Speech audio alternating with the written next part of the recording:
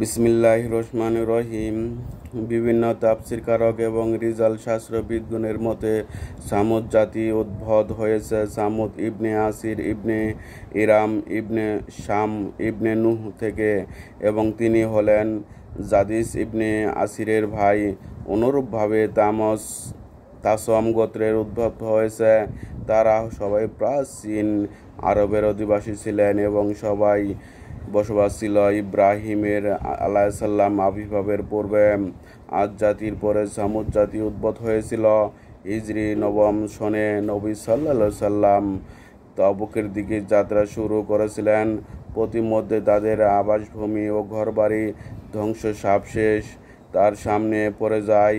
ইবনে উমর রাদিয়াল্লাহু তাআলা বর্ণনা করেন, হিজর নামক একটি জায়গা ছিল তাদের আবাসভূমি। নবী সাল্লাল্লাহু সাল্লাম সাহাবীগণ সেখানে অবস্থান করলে তারা ওই সব ঝর্ণা হতে পানি নেন এবং পানি সামুদ সম্প্রদায় ব্যবহার করত। সাহাবীগণ ওই পানি দ্বারা আটা মাখেন এবং তা হাঁড়িতে রাখলেন। নবী সাল্লাল্লাহু সাল্লাম তাদেরকে নির্দেশ দিলেন যে হাঁড়িগুলো যেন উল্টে ফেলা হয় এবং আটাগুলো উটকে খাইয়ে দেওয়া হয়।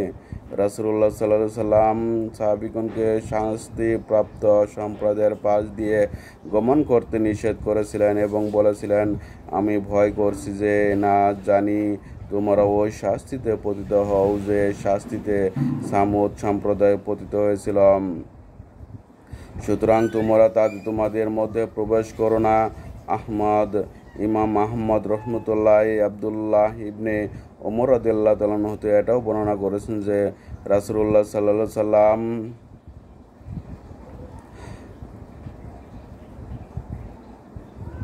হিজরির অবস্থানকালে বলেছিলেন, তোমরা ক্রন্দনরত অবস্থা ছাড়া কোনো অবস্থায় এসব শাস্তিপ্রাপ্ত কওমের পাশ দিয়ে গমন করো না। যদি তোমরা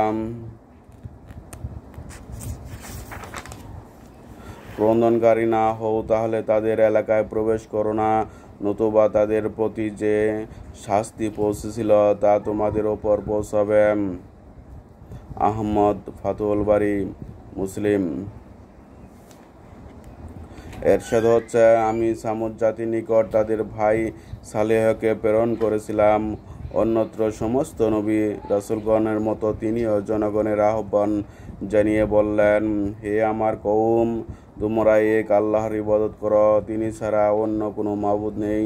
সমস্ত রাসূল তার ইবাদতের দাওয়াত দিয়েছিলেন, যেমন আল্লাহ সুবহানাহু ওয়া তাআলা বলেন, আমি তোমার পূর্বে এমন কোনো রাসূল প্রেরণ করিনি তার প্রতি লা ইলাহা ইল্লাল্লাহ এই ওহী ব্যতীত, সুতরাং তোমরা আমারও ইবাদত করো।